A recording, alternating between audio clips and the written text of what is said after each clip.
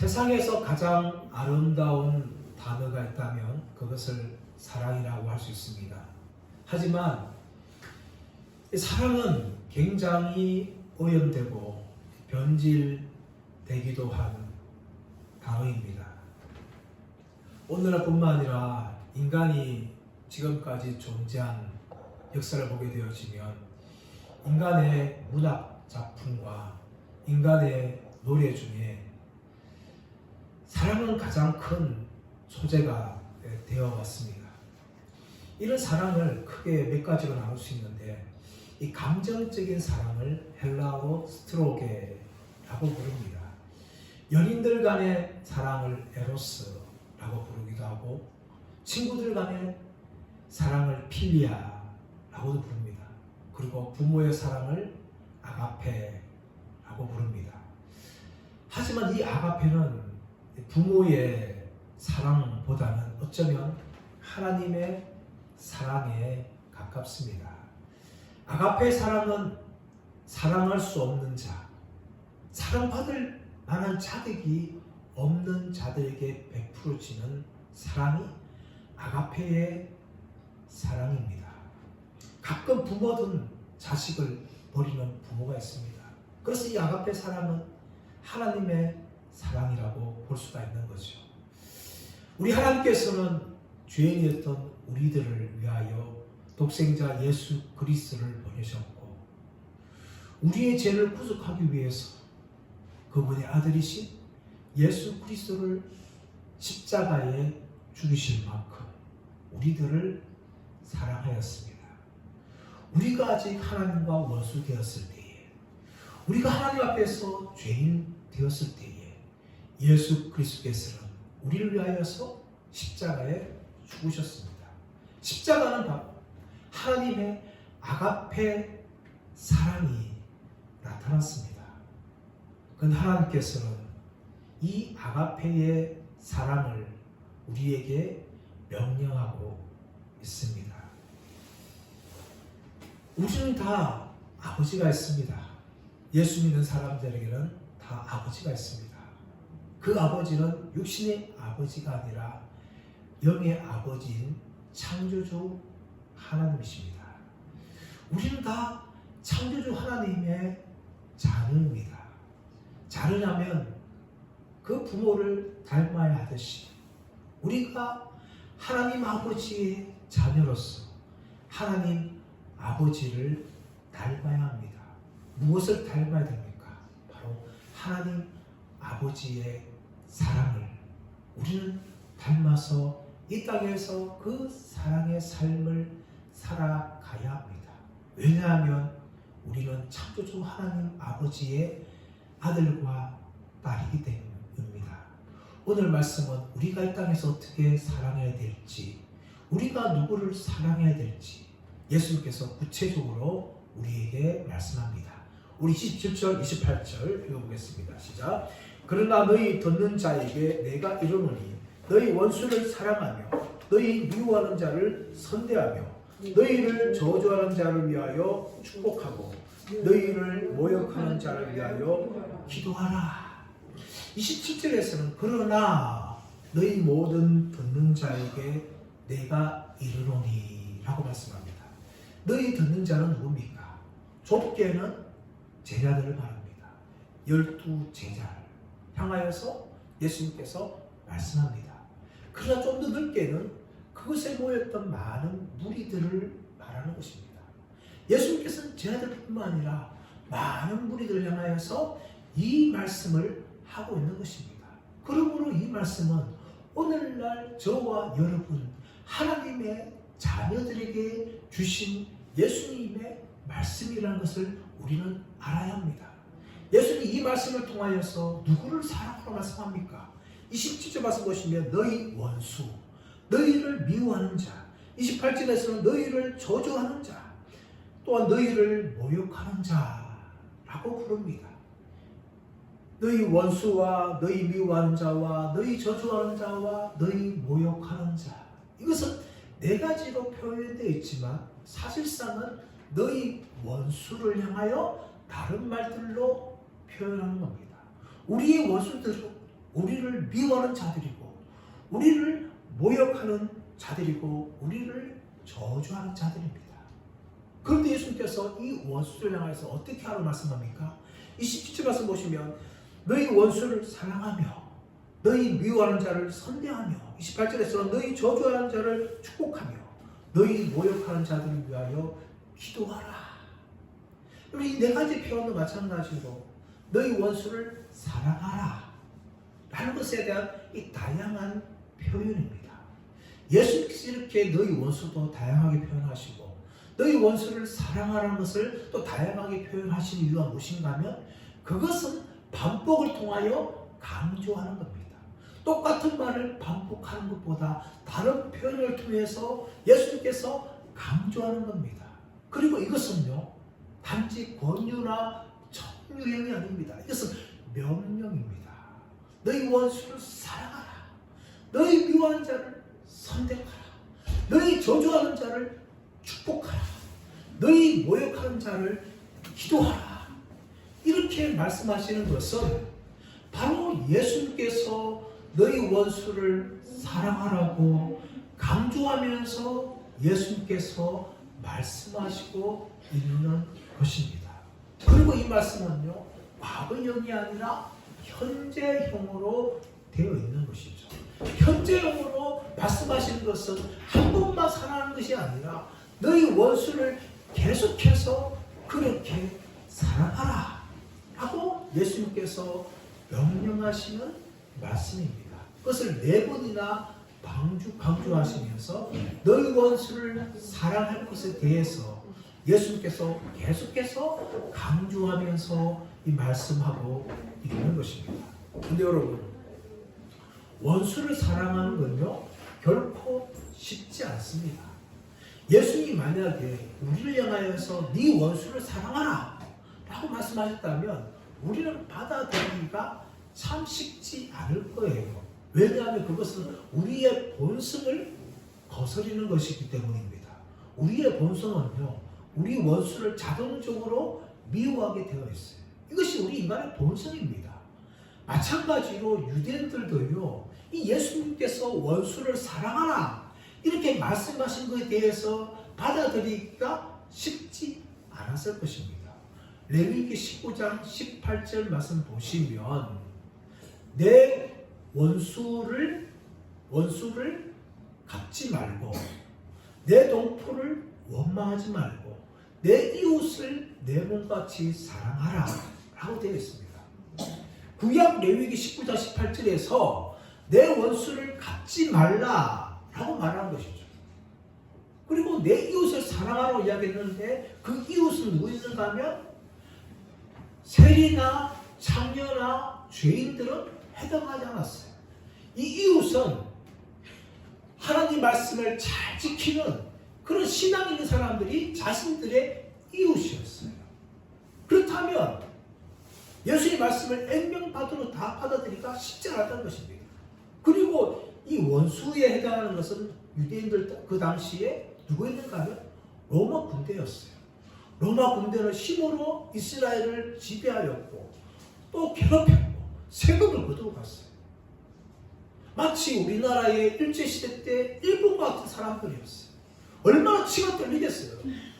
그런 유대인들에게 내 원수를 사랑하라 이 말씀은요 결코 받아들이기가 쉽지 않은 그런 말씀이었습니다. 그러나 예수님께서는 내 원수를 사랑하라. 너를 미워한 자들을 향하여 선대하라. 그리고 너희 저주하는 자를 향하여 축복하라. 너희 모욕한 자들을 위하여 기도하라. 이렇게 예수님께서는 적극적으로 사랑하라고 그렇게 명령을 하십니다. 그렇다면 어떻게 사랑하라고 표현하십니까? 자, 우리 29절 말씀 볼까요? 너희 입밤을 치는 자에게 젖밤도 돌려대며 너희 입밤을 치는 자에게 젖밤도 돌려대라 라고 말씀합니다. 여러분 사람이 뺨을 맞는 건요 인격적인 모독입니다. 뺨 맞는 사람은요 자신의 이 인격이 굉장히 상함을 당한 것이죠. 부모도 자식들의 뺨을 함부로 때리면 안 돼요. 다른 데 매를 회초리 들고 때릴 수 있지만 뺨을 때리는 참 조심해야 돼. 그만큼 뺨 때리는 건요, 사람의 인격을 철저하게 짓밟는 행동이에요. 근데 오늘 말씀에 나온 이 뺨이라는 것은 단지 얼굴 옆편을 말하고 있는 것이 아니라 턱과 뺨 사이를 말합니다. 턱과 뺨 사이를 말하는 것인데, 이 친다는 것은 단지 이렇게 손바닥으로 치는 것이 아니에요. 이 친다는 것은 휘테이라는 헬라 단어인데 주먹으로 가격을 하는 거예요. 그냥 손바닥 치는 정도가 아니라 아예 주먹으로 이 턱과 뺨 사이를 여기를 강타하는 거죠. 그만큼 이 사람의 이 인격을 모욕할 뿐만 아니라 얼굴에도 큰 상처를 주는 행위예요. 근데 예수님께서 무슨 말씀합니까? 너희가 뺨을 맞거든 다른 뺨도 돌려대라. 이것은 소극적으로는 복수하지 말라는 거죠. 복수, 보복하지 말라는 거예요. 여러분, 오늘날 이 사람들과의 분쟁, 나라간의 분쟁이 왜 그치지 않습니까? 보복하기 때문에 그래요. 뉴스를 보게 되어지면 국제적 이야기 보면 일본이 이 대만 개입을 말하니까 중국이 보복하죠. 그리고 또 일본도 서로 보복하고, 그리고 보복이 일어나는 거죠. 이스라엘이 이란을 공격하니까 또 이란은 또 미사일 쏘게 되어지고, 이런 보복이 일어나는 겁니다. 나라간 문제뿐만 아니라 개인들과는 마찬가지예요. 흔히 운전하다 보면요, 보복 운전하는 보복 운전. 운전하다 다른 사람이 위험한 일을 하거나 또 손해를 가하면요, 어떻게 합니까? 보복하죠, 보복. 왜 보복합니까? 자신이 피해봤다고 생각하기 때문에. 더 나아가서는 참지 못하기 때문에 보복하는 거죠. 만약에 참을 수 있다면, 또 자신의 피해를 크게 생각하지 않고 넘어가는 아량을 가진다면 보복할 이유가 없는 겁니다. 하지만 우리 인간들은 피해를 당하면 참지 못합니다. 이게 우리의 본성이에요. 그래서 어떻게 합니까? 보복해야 속이 시원하죠. 그래서 보복을 하는 겁니다. 갱들과 싸우기는 나는 거예요. 내가 피해를 받고 생각하기 때문에 그것을 보복해야 속이 시원하기 때문에. 이게 우리 인간의 본성이에요. 그래서 레위기 24장 28절 나오시면 이 보복하는 거 제한 두었어요. 상체에는 상처로, 눈에는 눈으로, 이에는 이로만 그렇게 갚아라. 그리고 그 이상을 갚지 마라. 그렇게 율법에서 제한을 두었어요. 왜냐하면 우리 인간이 그렇게 악하기 때문에 보복하지 않으면 참지 못하기 때문에, 그러나 보복하더라도 네가 피해를 입은 만큼만 보복을 하고 더 이상 보복하지 말라. 그렇게 제한을 두는 거예요. 왜 이런 제한이 필요합니까? 인간이 피해를 당하면 그 이상으로 갚아줘야 속이 시원하기 때문에. 이게 인간 본성이에요. 그래서 하나님께서 모세를 통하여서 네가 받은 그 이상은 보복하지 마라. 그렇게 제한을 둔 겁니다. 근데 오늘 예수님께서는요, 단지 소극적으로 보복하지 마라 라고만 말씀하는 것이 아니라 네가 한쪽 뺨 맞으면 다른 뺨을 돌려대라. 그렇게 예수님께서 이 사랑을 표현한 겁니다. 더 나아가서 29절 말씀 보시면 내 겉옷을 빼앗는 자에게 속옷도 거절하지 마라. 이 겉옷이라는 것은 히마티온이라는 단어인데, 이 유대인들에게 겉옷은요 아주 중요합니다. 유대 당시에서 겉옷은요 밖에 외출할 때 입고 다니는 옷이기도 했지만 밤이 추울 때에 덮고 잡는 이불 역할을 했어요. 그래서 이 겉옷은 아주 유대인들에게 중요한 겁니다. 그래서 출애굽기 22장 26절 말씀 가보시면 네가 내 이웃의 겉옷을 저당 잡는다 할지라도 해가 질 때에는 그것을 돌려주라. 그렇게 말합니다. 그만큼 겉옷은 유대인들에게 중요한 것이기 때문에 겉옷을 저당 잡혀도 돌려주라는 거죠. 그런데 예수께서 무슨 말씀합니까? 네가 겉옷을 저당 잡히고 뺏기게 되어진다면 차라리 너는 속옷까지 그걸 빌려주도록 해라. 그렇게 예수님께서 사랑을 이야기합니다. 여러분, 사랑은요 소극적인 것이 아니에요. 적극적인 것입니다. 더 나아가서 30절 보시면 내게 구하는 자에게 주며 라고 이야기합니다. 내게 구하는 자에게 주며. 다른 사람이 어떤 필요한 것을 구하게 되어지면 너는 그것을 아낌없이 주도록 해라. 그렇게 말합니다. 사실은 우리가 남이 구할 때 우리의 것을 주는 것 쉽지 않습니다. 혹시라도 내가 필요 없는 것은 줄 수가 있어요. 그리고 한 번 번 구할 때 줄 수가 있습니다.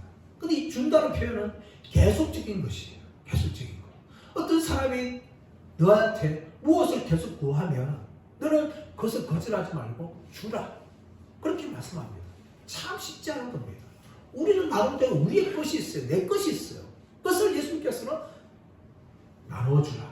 그렇게 말씀하시는데 어떻게 나눠주는가 하면 자 30절 하반절 말씀 보시면 내 것을 가져가는 자에게 다시 달라 하지 말며 네 것을 가져가는 자에게 다시 달라고 말하지 말아라. 여러분 이것도 참 쉽지 않지 않습니까? 우리는 무엇인가 줄 때에 항상 다시 돌려받을 것을 생각합니다.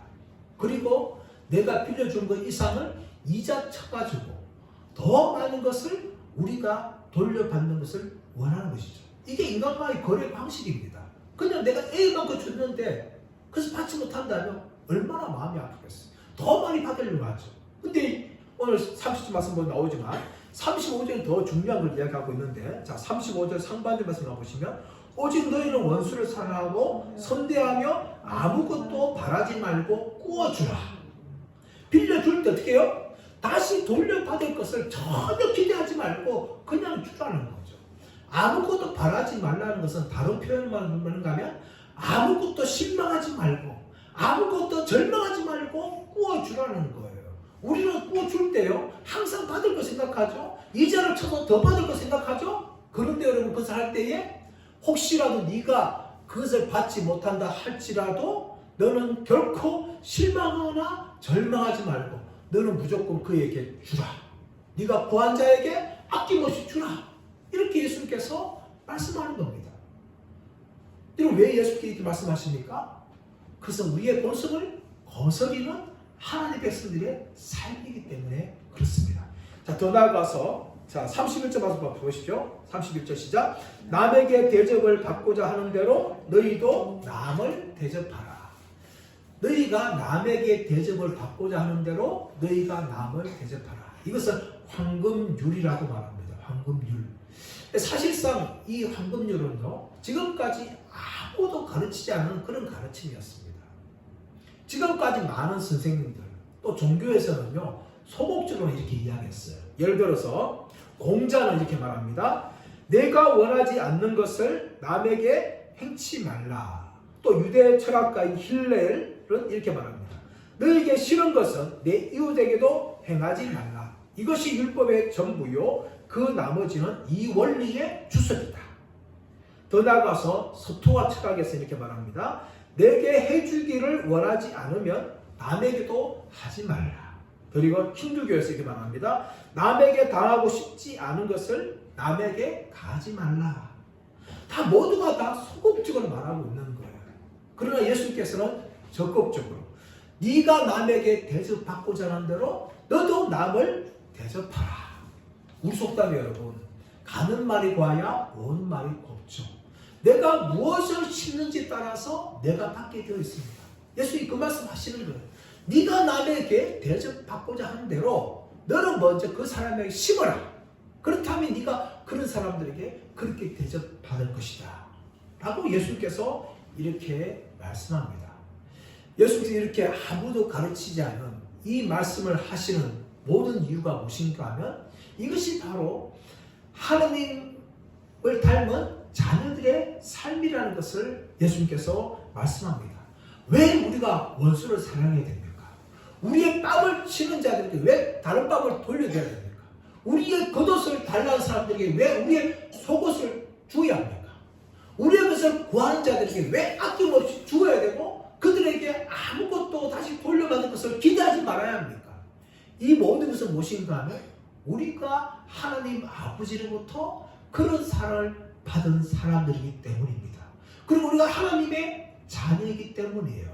예수님이 이 원리를 이제 32절에서 34절에서 말씀하고 있는데요. 자, 32절, 34절 말씀 볼까요? 시작. 너희가 만일 너희를 사랑하는 자를 사랑하면 칭찬받을 것이 무엇이냐? 죄인들도 사랑하느니라. 너희가 만일 선대하는 자만을 선대하면 칭찬받을 것이 무엇이냐? 죄인들도 이렇게 하느니라. 너희가 받기를 바라고 사람들에게 구워주면 칭찬받을 것이 무엇이냐? 죄인들도 그만큼 받고자 하여 죄인에게 구워주느니라. 지금 무슨 말씀합니까?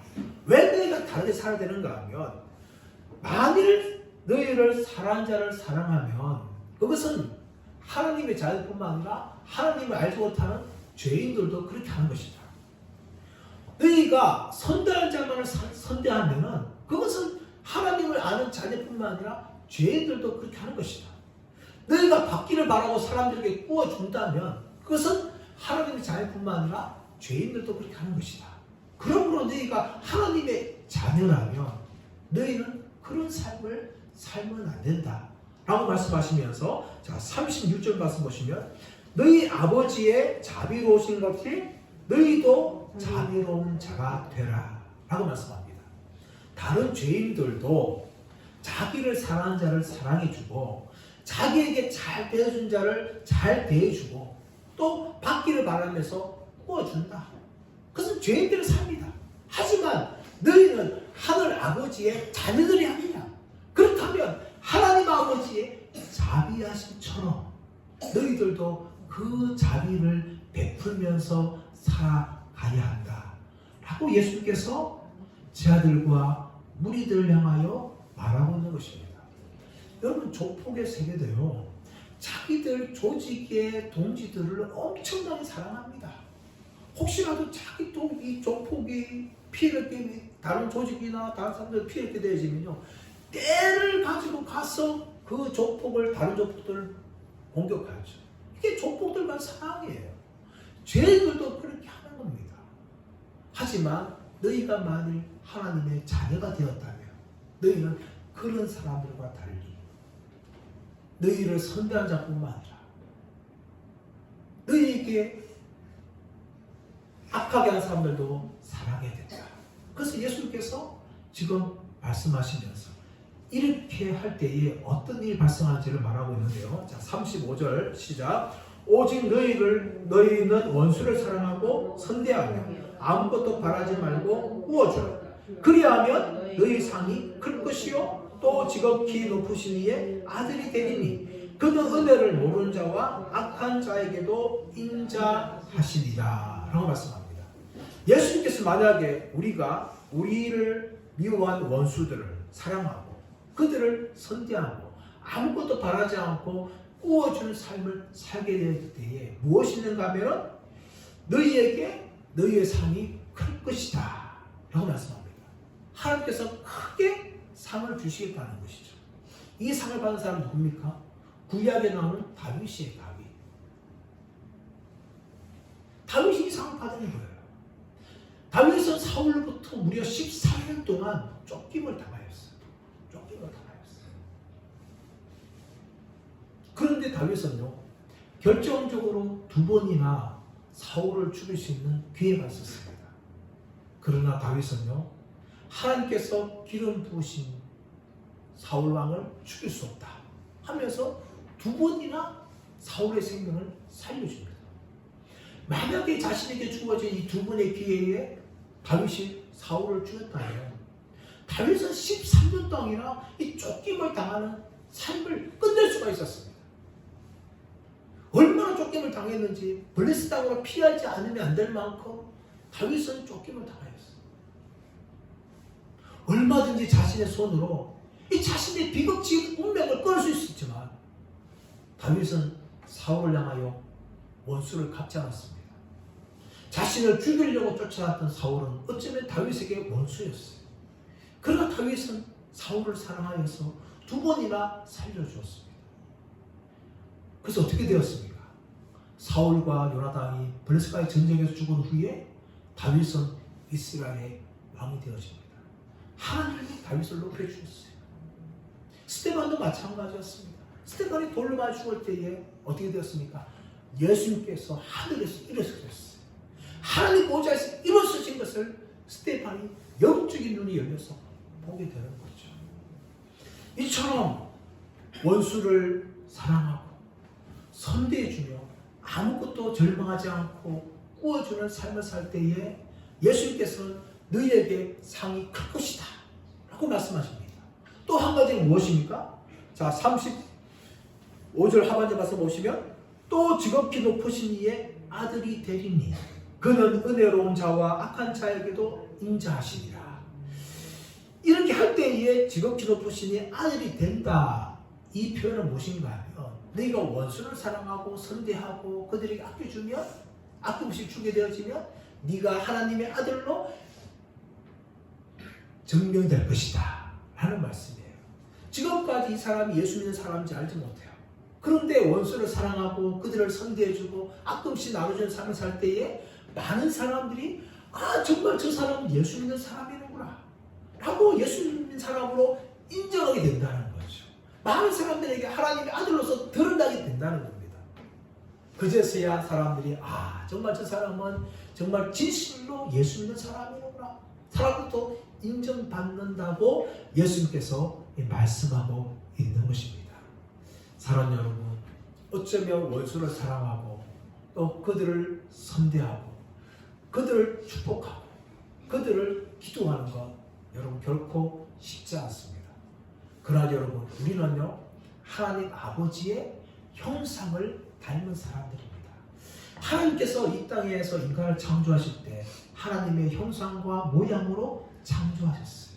그런 이 형상과 모양을 닮았다는 것이 어떤 것인지를 신학자들 간에 이 논쟁이 있지만, 중요한 것은 하나님의 형상과 모양대로 지음받았다는 것은 우리가 하나님을 닮은 존재라는 겁니다. 그러나 여러분, 아담과 하와가 범죄함을 통하여서 이 하나님의 형상과 모양을 닮은 우리 인간들이 철저하게 깨어지고 맙니다. 그래서 우리는 뭡니까? 마귀의 종이 되었어요. 예수님께서 말씀을 전하실 때 유대인들은 끊임없이 예수님을 공격했습니다. 그래서 예수님께서 무슨 말씀합니까? 너희는 너희 아비 마귀에게서 났으니 아비의 욕심대로 행하는도다. 그렇게 그들을 향하여 공격했어요. 아무리 이스라엘 백성들이고 아브라함의 후손이라 할지라도 거듭나지 않은 사람들, 예수 믿지 않은 사람들은 마귀의 종들입니다. 마찬가지 우리도 과거에는 마귀의 백성들이었고 마귀의 종들이었어요. 그러나 하나님 은혜가 우리에게 임하여서 우리가 거듭나게 되어지고 구원받았을 때에 마귀의 종에서 마귀의 백성에서 하나님의 자녀로 하나님의 백성으로 우리의 신분이 완전히 바뀌게 되었습니다. 그래서 우리 가운데 하나님의 형상과 모양이 회복되어져요. 왜냐하면 하나님의 자녀들이 되기 때문에. 이런 하나님의 자녀들 향하여서 예수님이 무슨 말씀합니까? 너희 아버지의 자비하심처럼 너희도 자비로운 자가 되라. 그렇게 말씀합니다. 예수님께서는요 단지 말씀만 하신 것이 아니에요. 예수님의 삶에서 이것을 실천하셨어요. 그 당시에 버림받았던 죄인들을 예수님께서 가까이 하셨고 그들을 축복하셨고, 그 당시에 반역자로도 손가락질 당하였던 세리와 함께 식사하고 그들에게 복음을 전하였습니다. 그뿐만 아니라 사람들이 버렸던 나병 환자에게도 예수께서 사랑으로 손을 내미셨습니다. 그뿐만 아니라 십자가에서 자신을 못 박은 로마 병사를 향하여 저주하는 것이 아니라 아버지여 저들을 용서하여 주옵소서, 자기들이 하는 것을 알지 못합니다 하면서 그들을 위해서 용서의 기도를 예수님께서 들으셨습니다. 원수를 사랑하셨고 그들을 선대하셨고 그들을 축복하셨고 그들을 위해서 기도하셨습니다. 이것이 바로 예수님이었습니다. 왜냐하면 예수님은 하나님의 친아들이시기 때문에 그렇습니다. 그 예수님께서 우리를 향하여서 너희가 하나님의 자녀가 되었다면 바로 원수를 사랑하고 그들을 선대하고 그들을 축복하고 그들을 위해서 기도하는 삶을 살라고 그렇게 말합니다. 사랑으로 많은 사람들이 예수의 말씀대로 살아갔습니다. 스데반도 자기를 향하여 돌로 친 자를 향해서 아버지요 이 죄를 저들에게 돌리지 마옵소서 그렇게 용서의 기도를 했습니다. 또 사랑의 원자탄 손양아 목사님은 자신의 두 아들을 죽였던 원수 같은 사람을 자신의 양 아들로 삼아 주었습니다. 그의 죄를 용서할 뿐만 아니라 사형당하는 그 사람을 구원하여 주었고 더 나아가서는 자신의 친아들로 이렇게 입양했다는 것이죠. 땅끝에 남은 자라는 한동수 선교사님이 쓴 책이 있습니다. 이분은 카자흐스탄에 태권도 선교를 향하여 떠났습니다. 근데 어느 날 외초가 돌 때에 강도들이 진입했는데 자신의 눈이 보는 현장에서 자신의 아내인 김진희 선교사를 칼로 죽인 것을 목격했어요. 그래서 볼 때 두 눈이 뒤집어지는 거죠. 하나님 어찌하여 나에게 이런 일을 허락하십니까? 분명히 자신은 카자흐스탄의 영혼들을 사랑하여서 복음을 증거하기 위해서 이 땅에 왔는데 자신의 아내가 강도들에서 첫잠에 칼에 찔려 죽는 것을 자신을 두고 볼 수밖에 없는 그런 일을 당하였어. 얼마나 마음이 무너지겠습니까? 한국에 돌아와서 경기도 화성 땅에 자신을 묻고 하나님 어찌하여 나에게 이런 일을 허락하십니까? 그렇게 한탄했지만 하나님의 은혜를 힘입어서 다시금 자신의 아내를 죽였던 그 카자흐스탄 가서 복음의 씨앗을 뿌리는 그 선교 사역을 다시금 시작했던 것입니다. 여러분, 수많은 사람들이 원수를 사랑하는 그런 길을 걸어갔어요. 근데 특별해서 그렇습니까? 아닙니다, 여러분. 하나님의 자녀들이기 때문입니다. 그렇다면 오늘 이 말씀은 특별한 사람들이 아니라 예수를 믿는 저와 여러분들 향하여 예수님께서 말씀하고 있습니다. 너희 원수를 사랑하라. 너희 미워하는 자를 향하여 선대하라. 너희를 저주하는 자를 향하여 축복하라. 너희 모욕하는 자를 향하여 기도하라. 너희 아버지의 자비하심처럼 너희 자비롭게 살아라. 저와 여러분, 이 말씀에 순종한 자 되기를 축복합니다. 우리 원수를 사랑하고 우리를 미워한 자를 향하여 선대하고 우리를 저주를 향하여 축복하고 우리를 모욕하는 자를 향하여 기도함을 통하여서 세상 사람들은 그렇게 하지 못한다 할지라도 우리가 하나님의 자녀가 되었기 때문에 그렇게 하려고 발부둥치는 저와 여러분들 되기를 축복합니다. 우리의 본성으로는 그렇게 살아갈 수 없어요. 그러나 우리 하나님의 자녀가 되기 때문에 예수님의 사랑을 힘입었기 때문에 그 사랑에 빚진 자들이기 때문에 이 예수님의 말씀처럼 저와 여러분이 살아가도록 힘쓰는 분들 되시기를 예수님의 이름으로 축원합니다.